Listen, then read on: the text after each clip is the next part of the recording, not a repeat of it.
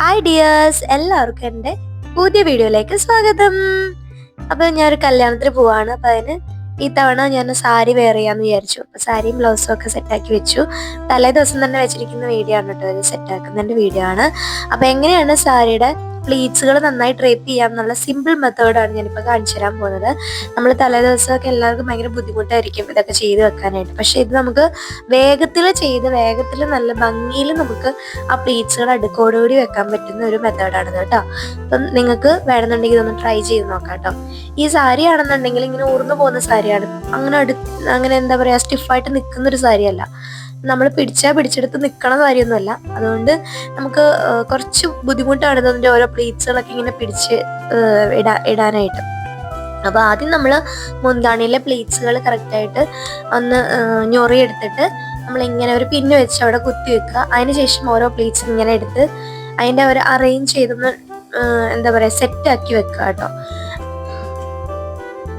കണ്ടില്ലേ, ഇതുപോലെ സെറ്റാക്കി വെക്കുക. അപ്പോൾ അതിനുശേഷം നമ്മൾ നൂല് സൂചി എടുക്കുക. പറ്റുമെങ്കിൽ ആ കളർ സാരിയുടെ കളറിൽ തന്നെ നൂലെടുക്കുക കേട്ടോ. എന്നിട്ട് ഈ ഓരോ പ്ലീറ്റ്സ് നമ്മളിങ്ങനെ ഒതുക്കി വെച്ചിരിക്കുന്നില്ലേ, പറ്റുന്നുണ്ടെങ്കിൽ നല്ലപോലെ കൈകൊണ്ട് നല്ല വടിയായിട്ട് വെക്കണം കേട്ടോ. എന്നിട്ട് അതിൻ്റെ ബാക്ക് സൈഡിൽ നിന്ന് ഓരോ പ്ലീറ്റ്സിൻ്റെയും കാണാത്ത രീതിയിൽ ജസ്റ്റ് ഒന്ന് ഒരു കുത്തു പോലെ ആയിട്ട് ഒന്ന് സ്റ്റിച്ച് ചെയ്ത് കൊടുക്കുക. ബാക്ക് സൈഡിലായിട്ടാണ് നമ്മൾ ഓരോ പ്ലീറ്റ്സും ഇങ്ങനെ എടുത്തിട്ട് ആ പ്ലീറ്റ്സിൻ്റെ ഒരു ഏകദേശം നമുക്ക് ആ വെക്കണ ഭാഗത്തായിട്ട് സെൻറ്ററിലായിട്ട് വേണം നമ്മൾ അതിൻ്റെ ബാക്കിലൊന്ന് സ്റ്റിച്ച് ചെയ്യാനായിട്ട് കേട്ടോ. ഓരോ പ്ലീറ്റ്സിൻ്റെയും എല്ലാം കൂടെ ഒരുമിച്ച് ചെയ്യരുത്. ഓരോ പ്ലീറ്റ്സിൻ്റെയും ഒരൊറ്റ സ്റ്റിച്ച് ചെയ്യുമ്പോൾ ശ്രദ്ധിക്കേണ്ടത് നമുക്ക് വീണ്ടും അത് പൊട്ടിച്ച് കളയാനുള്ളതാണ്. അപ്പോൾ അതിനനുസരിച്ച് വേണം സ്റ്റിച്ച് ചെയ്യാനായിട്ട്.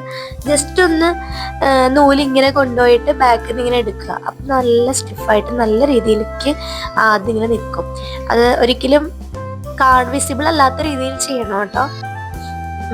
അങ്ങനെ സ്റ്റിച്ച് ചെയ്ത് വെക്കുമ്പോൾ നമുക്ക് ഒരുപാട് പ്രയോജനമുണ്ട്. എന്താണെന്ന് വെച്ചിട്ടുണ്ടെങ്കിൽ പിന്നെ നമുക്കത് അങ്ങനെ തന്നെ വെച്ചിരുന്നു കഴിഞ്ഞാൽ പിറ്റേ ദിവസം നമുക്ക് അതുപോലെ എടുത്തിട്ട് വെയർ ചെയ്യാൻ പറ്റും.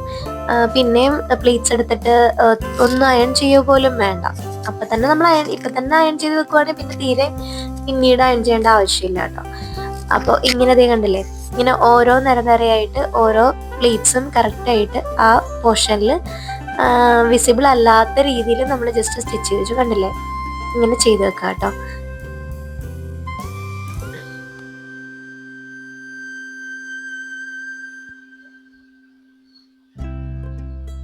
കണ്ടോ, ഇങ്ങനെ ചെയ്യാം, ഇങ്ങനെ കിട്ടും. നമുക്കതിങ്ങനെ സാരി എടുത്തു കഴിഞ്ഞാലും നമുക്ക് അതുപോലെ പോവാത്ത രീതിയിൽ കറക്റ്റായിട്ട് ആ പ്ലീറ്റ്സ് കണ്ടില്ലേ വൃത്തിയായിട്ട് നിൽക്കും. നമുക്ക് വേറെ ചെയ്യുമ്പോൾ കണ്ടില്ലെങ്കിൽ ജസ്റ്റ് അങ്ങോട്ട് എടുത്ത് വെച്ചാൽ മാത്രം മതി. പിറ്റേ ദിവസം ആകുമ്പോൾ നമുക്ക് വേറെ ഒന്നിൻ്റെ ആവശ്യമില്ല. പക്ഷേ ഈ സ്റ്റിച്ച് ചെയ്യുന്നത് വിസിബിൾ അല്ലാത്ത രീതിയിൽ ചെയ്യണം. അത് നമ്മൾ എങ്ങനെയാണോ ചെയ്യുന്നത് അതുപോലെ ഇരിക്കും കേട്ടോ. അത് നമ്മൾ വൃത്തിയായിട്ട് ചെയ്യാന്നുണ്ടെങ്കിൽ കറക്റ്റായിട്ടത് എന്താ പറയുക ഇരിക്കുന്നോളും. അതല്ല നമ്മൾ ചെയ്യുന്നത് ഇപ്പം ബ്രൈഡൽ മേക്കപ്പ് ആർട്ടിസ്റ്റുകളൊക്കെ നമ്മൾ കല്യാണങ്ങൾക്കൊക്കെ ഇതുപോലെ സ്റ്റിച്ച് ചെയ്തിട്ടാണ് അവരുടെ പ്ലേറ്റ്സ് കറക്റ്റ് അടുക്കി വെക്കണം.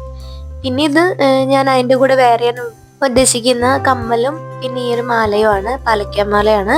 അപ്പോൾ ഇത് രണ്ടുമാണ് ഞാൻ അതിൻ്റെ കൂടെ ഇടാൻ ഉദ്ദേശിക്കുന്നത്. ഫൈനൽ ലുക്ക് ഞാൻ കാണിച്ചു കേട്ടോ ലാസ്റ്റ്. വീഡിയോ ആയിട്ട് ഞാൻ എടുത്തിട്ടില്ല. ഇതിപ്പം പിറ്റേ ദിവസം ആയപ്പോഴത്തേക്കും ഞാനത് ഒന്നുകൂടെ ഞാൻ ആ ഫ്രണ്ട് പോർഷൻ അയൺ ചെയ്തിരുന്നു കേട്ടോ. അതിനുശേഷം നമ്മൾ കണ്ടില്ലേ, അത് ഈ സാരിയുടെ കുഴപ്പമാണ് കേട്ടോ ഇത് ഇങ്ങനെ എടുക്കാൻ പറ്റുന്നത്. ഈ സാരിക്ക് അത്രയും ലെങ്ത് ഇല്ല, അതൊരു പ്രശ്നമാണ് ഇതിന്. ഞാനാണെങ്കിൽ ബ്ലൗസ് പീസ് കട്ട് ചെയ്ത് കഴിഞ്ഞപ്പോഴത്തേക്കും ലെങ്ത് കുറഞ്ഞു പോയി. അതുകൊണ്ട് എനിക്ക് ഫ്രണ്ടിലത്തെ പ്ലീറ്റ്സ് കുറവായിരുന്നു. ഇവിടുത്തെ ഈ മുന്താണിയിലെ പ്ലീറ്റ്സ് ഓക്കെയാണ്, പക്ഷെ നടുക്കത്തെ പ്ലീറ്റ്സ് കുറച്ച് ഉണ്ടായിരുന്നുള്ളൂ ഉടുക്കുന്ന ഭാഗത്ത്. അപ്പോൾ കണ്ടില്ലേ, ഇത് ഒന്നുകൂടി ഞാൻ അയണും കൂടി ചെയ്തപ്പോൾ ഒന്നുകൂടി നല്ല അടിപൊളി സ്റ്റിഫായിട്ട് നിൽക്കുന്നുണ്ട്. കാണുമ്പോൾ തന്നെ അറിയാം. ഇത് ഞാൻ ഇങ്ങനെ തന്നെ വെച്ചിരിക്കുകയായിരുന്നു. അപ്പോൾ പിറ്റേ ദിവസം ആയപ്പോഴത്തേനും ഞാൻ ഇങ്ങനെ എടുത്തിട്ട് അതേപോലെ നമുക്ക് വെയർ ചെയ്യാൻ പറ്റും ബ്ലൗസ് ഇട്ടിട്ട്. പിന്നെ എന്താണെന്ന് വെച്ചാൽ പിന്നെ നമുക്ക് ഇതിപ്പം മുന്താണിയുടെ ഭാഗമാണല്ലോ. ഇനി അടുത്തത് നമ്മൾ കണ്ടോ ഞാൻ സ്റ്റിച്ച് ചെയ്ത് വെച്ച ഭാഗം കണ്ടോ. അപ്പോൾ ഇനി നമുക്ക് ഫ്രണ്ടിലെ പോർഷൻ പ്ലീറ്റ്സ് ഇടാൻ വേണ്ടിയിട്ട് അതേപോലെ തന്നെ ഉടുക്കുന്ന ഭാഗത്തിൻ്റെ ഒരു ഏകദേശം നമുക്കറിയാമല്ലോ, ഒന്ന് വെച്ച് നോക്കാം. അപ്പം ആ വെച്ച് നോക്കിയിട്ട് കണ്ടോ അങ്ങനെ ഒരു രണ്ട് ഭാഗത്തായിട്ട് സേഫ്റ്റി പിൻ കുത്തി വെക്കുവാണെങ്കിൽ നമുക്ക് എവിടെയാണ് ഉടുക്കേണ്ട പ്ലീറ്റ്സ് എടുക്കേണ്ട സ്ഥലം എന്ന് അറിയാൻ പറ്റും കേട്ടോ.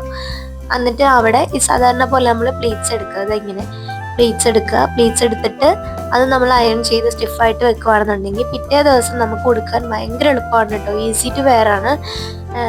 അത് നമ്മൾ ഉടുക്കണ വശം ഏതാണോ അത് നോക്കിയിട്ട് അത് നമ്മൾ അയൺ ചെയ്ത് കറക്റ്റായിട്ട് വെച്ചൊരു പിന്നും കൊണ്ട് ചെയ്തിട്ടുണ്ടെങ്കിൽ നമുക്ക് രാവിലെ ആകുമ്പോഴത്തേക്കും ഈ 2 പ്ലീറ്റ്സിൻ്റെയും പണി കുറഞ്ഞു കിട്ടും. ഇത് പിന്നെ പിടിക്കാനൊന്നും ആരെയും വിളിക്കേണ്ട ആവശ്യമില്ല, താഴേക്ക് വലിച്ചു പിടിക്കാനൊന്നും ആരെയും വിളിക്കേണ്ട ആവശ്യമില്ല, നമുക്ക് തന്നെ സ്വന്തമായിട്ട് ചെയ്യാൻ പറ്റും.